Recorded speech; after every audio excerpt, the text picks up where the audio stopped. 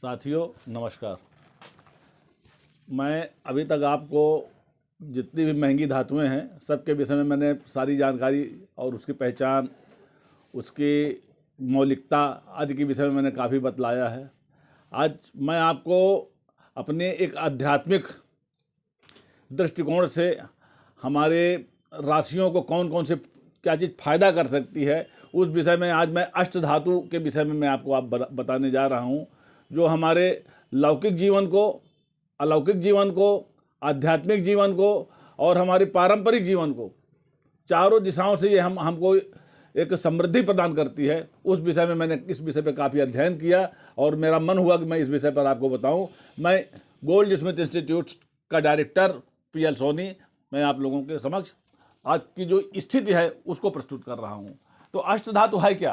पहले के समय में आपने सुना होगा कि अष्ट धातु की मूर्तियां ये बहुत महंगी होती थी और उस समय के पहले के कलाकार जो होते थे वो बनाते थे, कैसे उसको गढ़ा जाता था, उनको ढाला जाता था। ढालने के बाद उस समय की जो परंपरा होती थी उन परंपराओं के देवियों को, देवताओं को उनके अंदर प्रतिस्थापित किया जाता था।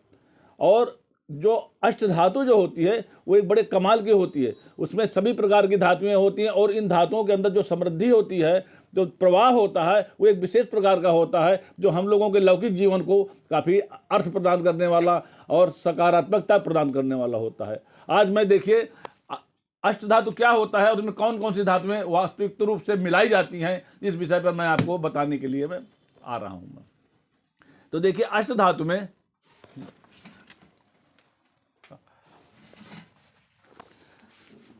अब अष्ट धातु है क्या इस विषय पे, तो अष्ट धातु में ये 8 प्रकार की धातुएं होती हैं।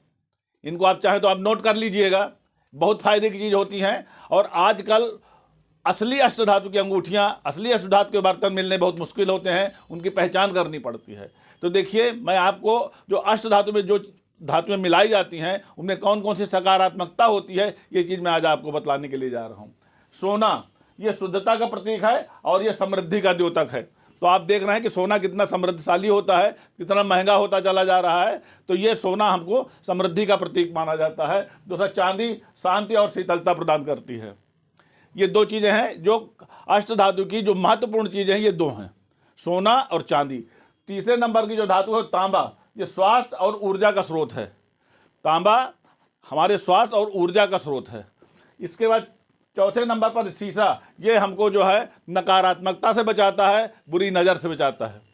5वें नंबर पर आता है जस्ता, ये त्वचा रोगों में लाभदायक है। आपने देखा होगा कि अभी कोरोना में बहुत लोगों को बहुत परेशानियां हो जाती थी, तो उसमें जिंक, जो डॉक्टर जो दवा देता था उसमें जिंक की टेबलेट जरूर देता था, वो जिंक जस्ते को ही कहते हैं।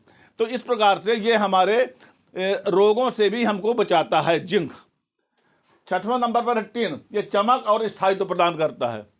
ये क्यों अष्ट धातु क्यों एक साथ मिला करके इसको क्यों ताकतवर बनाया गया है ये मैं आपको बतला रहा हूँ कि 6वें नंबर पर है टिन, इसमें चमक और स्थायित्व प्रदान करता है। लोहा ये शक्ति और दृढ़ता का प्रतीक है। इसके बाद पारा है 8वें नंबर पर, यह एक मिश्रण होता है, द्रव के रूप में होता है, जो सारी अष्ट धातु में एक चमक पैदा करता है और अपनी शक्ति प्रदान करता है। तो इस प्रकार से विभिन्न ग्रहों से जो जुड़ी हुई अलग अलग धातुएं हैं इनको अष्ट धातु कहते हैं। अब उस अष्ट धातु में हम मूर्तियों का भी निर्माण करते हैं, बर्तनों का भी निर्माण करते हैं। घरेलू उपयोग में जो हमारे समृद्धशाली लोग हैं वो अष्ट धातु के बर्तनों में खाना भी खाते हैं। अष्ट धातु के बर्तनों में भगवान की पूजा भी की जाती है। अष्ट धातु की मूर्तियों का जो सिंहासन बनाया जाता है मंदिरों में, उसमें भी उपयोग किया जाता है। अष्ट धातु की जो और है वो अंगूठियों में प्रयोग किया जाता है। अंगूठियों में क्यों प्रयोग किया जाता है कि अष्ट धातु और 9 ग्रह में हीरा, मोती, पन्ना, इस प्रकार से जो 9 प्रकार के जो रत्न होते हैं उसमें उसको लगा करके और जब अंगूठी में पहनते हैं तो हमको उसका एक आधार मिल जाता है और वो हमारे सारे ग्रहों को सकारात्मकता प्रदान करता है। किसी प्रकार से नकारात्मकता नहीं रह जाती है। तो अब इसमें देखिए इसमें और गुण कौन कौन से हैं। इसका उपयोग अष्ट धातु की मूर्तियों में आध्यात्मिक जागृति और आकर्षण पैदा करती है, जो ध्यान केंद्रित करने में सहायक होता है और ये ऊर्जावान होती है। तो अष्ट धातु जिस समय आप पहनते हैं या अष्ट धातु का प्रयोग करते हैं या अष्ट धातु की मूर्तियों का उपयोग करते हैं, उनके समक्ष पूजा करते हैं, तो ये आपको एक आकर्षण पैदा करती है और आध्यात्मिक शक्ति जागृत करने की इसके क्षमता होती है। इसके बाद अंगूठियों और पूजा के बर्तन तथा वैवाहिक उपयोग के लिए भी समृद्धशाली माना जाता है।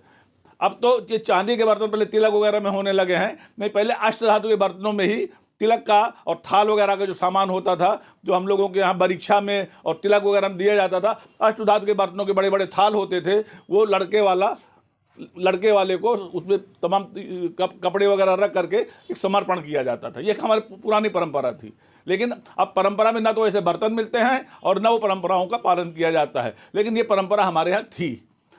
इसके अलावा अंगूठियों और पूजा के बर्तन में तो वैवाहिक उपयोग के लिए भी समृद्धशाली माना जाता है, और इसके अंदर अगर आप नकारात्मकता को दूर करते हैं तो अष्ट धातु के बर्तनों का प्रयोग कीजिए, अष्ट धातु के बर्तनों की अंगूठियां बनवाइए, उनको पहनिए, और अष्ट धातु के बर्तनों का जो सिंहासन होता है प्रभु का, उस सिंहासन में उनको स्थापित कीजिए, और घर की सारी नकारात्मकता को अष्ट धातु ही आपकी दूर कर देगी।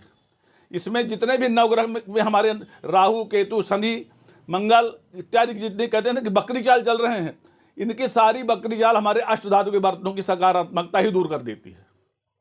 और मैं आपको बताऊं, पितृदोष जो लग जाते हैं, कहते हैं ना कि इनको पितृदोष लगा हुआ है, अगर हमारे यहाँ हम बर्तनों का उपयोग अष्ट धातु के उसमें होता है, मूर्तियों के प्रयोग किया जाता है, उन बर्तनों में खाया जाता है, तो पितृदोष भी दूर हो जाता है। ये हमारा, मैं नहीं कह रहा, ये हमारी जो है आध्यात्मिक पुस्तकें कह रही हैं, हमारे ग्रंथ कह रहे हैं। उन ग्रंथों के मैंने अध्ययन से कहा कि मैं इस बात को आपके सामने साझा करूं।